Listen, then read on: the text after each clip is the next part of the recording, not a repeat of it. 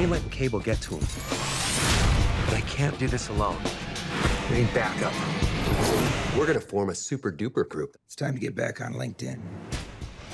Okay, I know that's not royal wedding related, and we hope you'll forgive us. Deadpool is back. The first film about the irreverent superhero who's played by Canada's Ryan Reynolds was a surprise, smash success. The question is, how will the second one fare? Eli Glasner is here. He's our resident movie critic. So what makes this one different? I want a Deadpool royal crossover. Into it. Can you imagine? I can't even. So what's different about this? Everything is bigger. The first movie was such a surprising smash on a budget of something like $58 million. So they have more to play with. We have a bigger cast, we have a bigger budget, we have a new director, the same guy who worked on John Wick, so lots of amazing action and stunts. We begin with Deadpool, Mr. Pool in action, flying around the world, slicing and dicing bad guys in gleeful and gory fashion. Do not bring the kids. This is for adults only. But then something happens to Mr. Pool that puts him in a tough spot. He actually becomes suicidal, but what breaks him out of the super sulk is a teenager in crisis. The X-Men Mutant Mansion hear about this kid who calls himself Fire Fist, and Fire Fist, there he is threatening to burn down a school for mutant prodigies, and so Deadpool is going to try and do the right thing. He ends up spending a lot of time with this kid. They go to prison, and that's where they're going to run into, you might have noticed, the big bad guy, Cable, as played by Josh Brolin. He's from the future, he has a metal arm, and a lot of really big guns.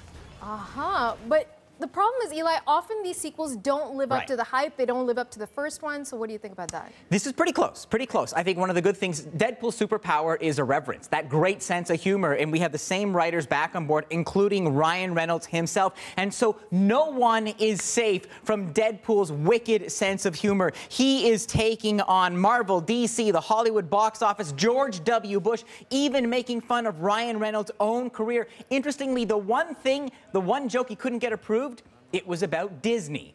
Maybe that's because Disney is looking at buying Fox and like, you know what? We can mess with a lot of people.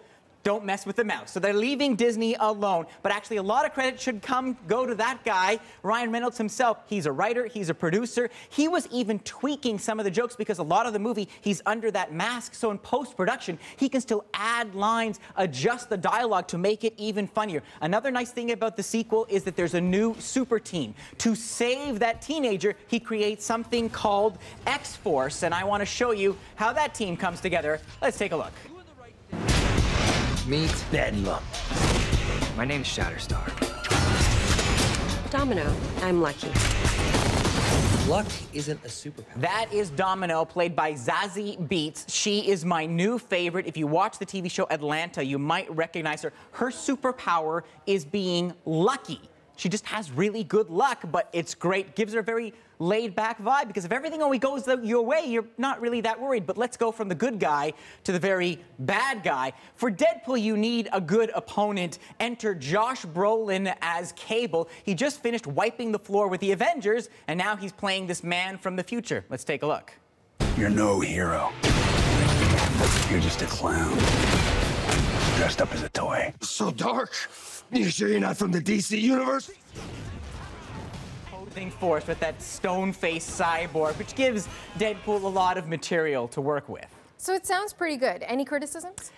It's just not the same as the first time. The thrill is gone. I remember that feeling of just wonder. When I watched that first movie, I felt like, oh my God, they did it. They have made the Mad Magazine of superhero movies, a movie that mocks itself. But now, I kind of know what's coming, and I think part of the problem is the marketing. Deadpool has been everywhere. He is inescapable across Canada right now, and part of it is those great marketing tie-ins, the commercials. You might have seen this. Celine Dion put out a video where she sang the theme song for Deadpool. Very funny stuff, and it ends with this moment where Deadpool, after dancing, actually tells Celine, "You're too good for this movie." Take a look. This is Deadpool 2, not Titanic. All right, you're at like an 11. We need to get you down to a 5, 5.5 tops. Just phone it in. Listen, this thing only goes to 11. So beat it, Spider-Man. God, I should have asked NSYNC. All right, so it's great, right? Yeah. And there's tons of commercials like that. But I feel like for the past month, I've been stewing in Deadpool's juices. So when I finally get into the theater, it's just like, oh, there he is. More of that guy. So it's just not as fresh as it used to be. Also, there are moments where Deadpool actually tries to be serious. And so that, actually being serious and sincere is kind of his kryptonite, so it doesn't work as well. All in all, almost as good as the first. 3.5 stars out of 5. Do not leave early. The funniest thing in the movie is during the end credits. Not at the very end, but in the middle of the end credits. Okay. Amazing. Okay, thank you, Eli. You're welcome.